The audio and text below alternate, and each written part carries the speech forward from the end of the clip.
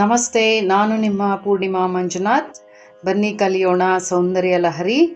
ಸೌಂದರ್ಯ ಲಹರಿಯ ಶ್ಲೋಕ 53ರಲ್ಲಿ ಏನಿದೆ ಅಂತ ನೋಡೋಣ. ಇದುವರೆಗೆ ನೀವು 52ನೇ ಶ್ಲೋಕದವರೆಗೂ ಚೆನ್ನಾಗಿ ಕಲ್ತಿದ್ದೀರಾ ಅಂತ ಭಾವಿಸ್ತಾ 53ನೇ ಶ್ಲೋಕ. 53ನೇ ಶ್ಲೋಕದಲ್ಲಿ ದೇವಿಯ ಕಣ್ಣಿನ ವರ್ಣನೆ ಅದನ್ನು ನಾವು ತಿಳ್ಕೊಳ್ಳೋಣ. ಅದಕ್ಕೂ ಮೊದಲಿಗೆ ಶ್ರೀ ಗಣೇಶಾಯ ನಮಃ, ಶ್ರೀ ಗುರುಭ್ಯೋ ನಮಃ. ಸೌಂದರ್ಯ ಲಹರಿಯ 53ನೇ ಶ್ಲೋಕ, ದೇವಿಯ ಕಣ್ಣಿನ ಬಣ್ಣದ ವರ್ಣನೆ. ಮೊದಲು ಪದಗಳು ಹೇಗಿದೆ ಅಂತ ತಿಳ್ಕೊಳ್ತಾ ಬರೋಣ. ವಿಭಕ್ತ ತ್ರೈವರ್ಣ್ಯಂ, ವಿಭಕ್ತ ತ್ರೈವರ್ಣ್ಯಂ ವ್ಯತಿಕರಿತ ಲೀಲಾಂಜನತಯ, ವಿಭಕ್ತ ತ್ರೈವರ್ಣ್ಯಂ ವ್ಯತಿಕರಿತ ಲೀಲಾಂಜನತಯ. ವಿಭಾತಿ ಮಹಾಪ್ರಾಣ ಇರೋ ಕಡೆ ಗಮನ ಕೊಡಬೇಕು.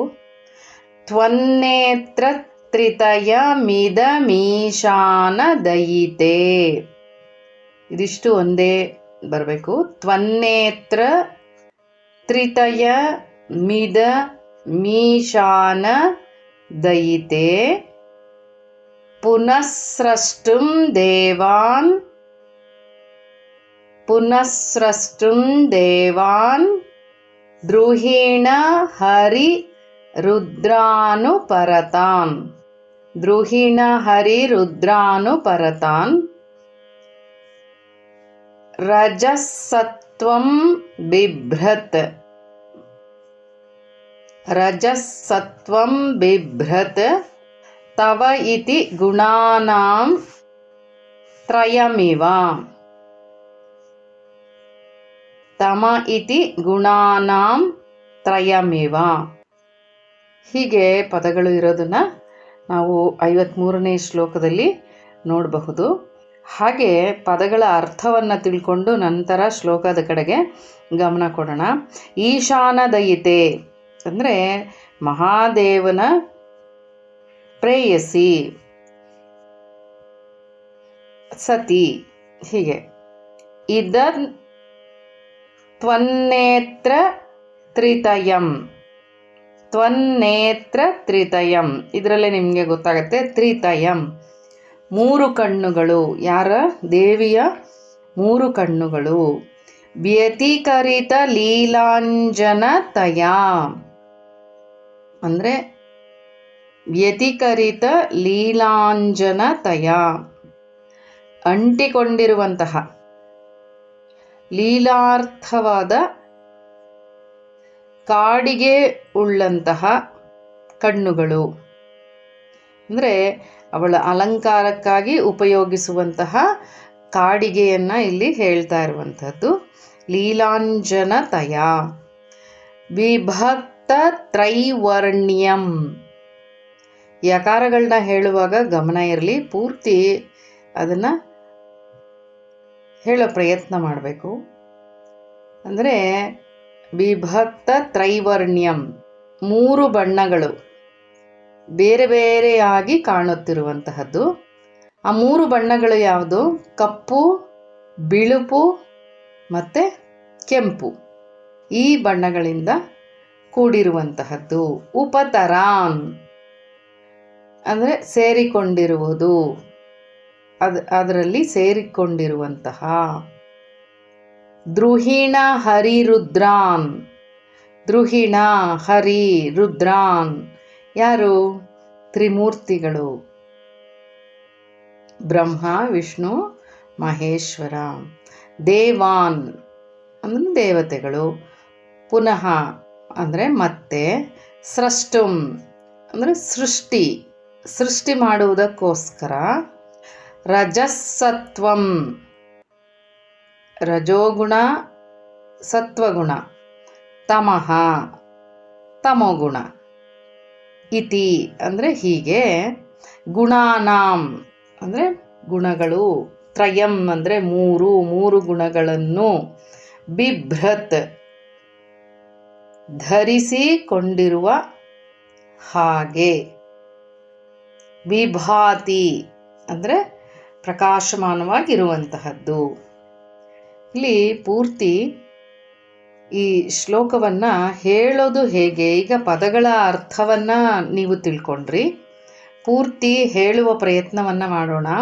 ಇದಕ್ಕೆ ಮೊದಲು ಪದಗಳನ್ನು ಬಿಡಿಸಿ ಅದನ್ನು ಹೇಳೋದು ಹೇಗೆ ಅಂತಲೂ ನೋಡಿರೋ ಅಂತಹದ್ದಾಗಿದೆ, ಹಾಗೆ ಪದಗಳ ಅರ್ಥವನ್ನು ತಿಳ್ಕೊಂಡಿರೋ ಅಂತಹದ್ದಾಗಿದೆ. ಈಗ ಪ್ರಯತ್ನ ಪಡೋಣ ಹೇಗೆ ಹೇಳೋದು ಅಂತ. ವಿಭಕ್ತತ್ರೈವರ್ಣ್ಯಂ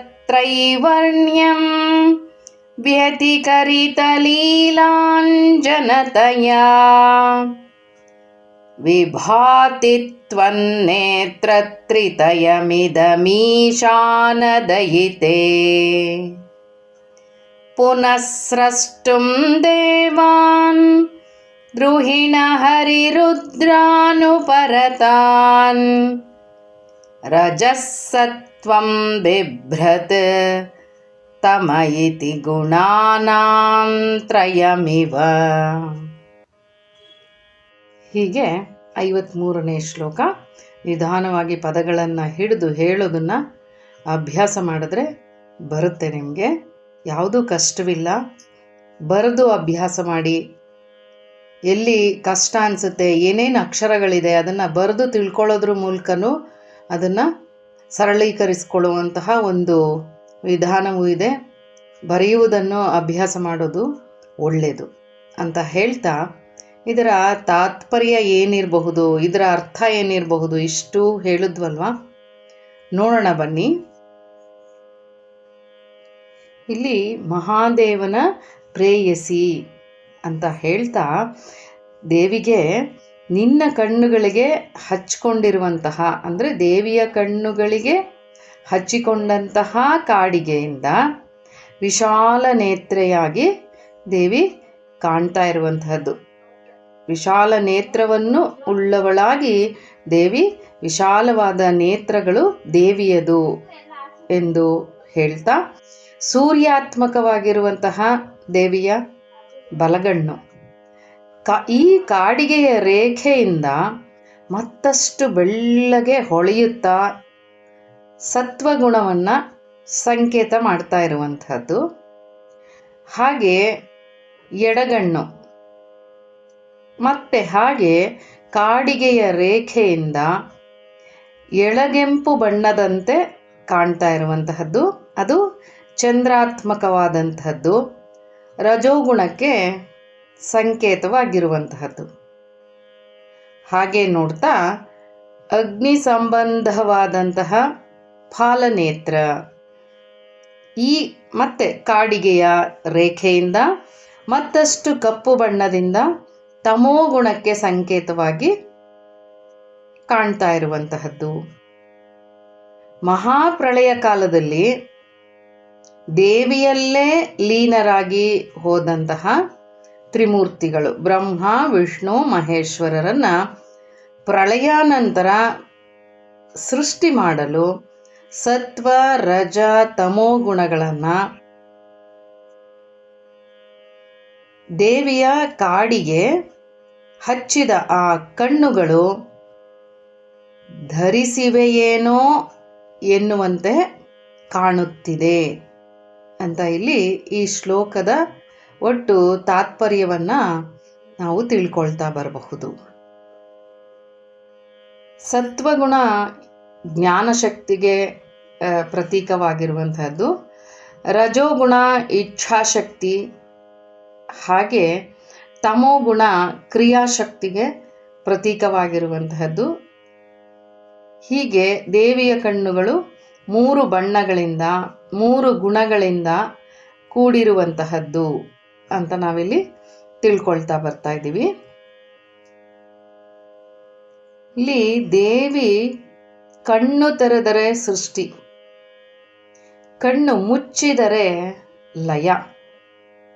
ಲಲಿತಾ ಸಹಸ್ರನಾಮದಲ್ಲಿಯೂ ನಾವು ಈ ದೇವಿಯ ಕಣ್ಣಿನ ವರ್ಣನೆಯಲ್ಲಿ ಉನ್ಮೇಷ ನಿಮಿಷೋತ್ಪನ್ನ ವಿಪನ್ನ ಭುವನಾವಲಿಹಿ ಅನ್ನುವಂತಹ ಒಂದು ಸಾಲನ್ನು ನಾಮವನ್ನು ನೋಡಬಹುದು.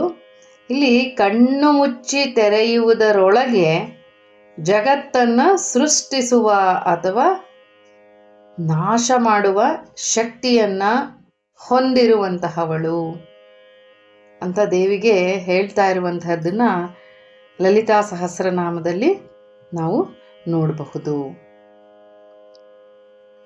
ಹಾಗೆ ಶ್ರೀಮಾತೆ ಮೀನಾಕ್ಷಿಯಾಗಿ ಜಗತ್ತನ್ನು ರಕ್ಷಿಸುವಂತಹದ್ದನ್ನು ನಾವು ಇಲ್ಲಿ ನೋಡಬಹುದು.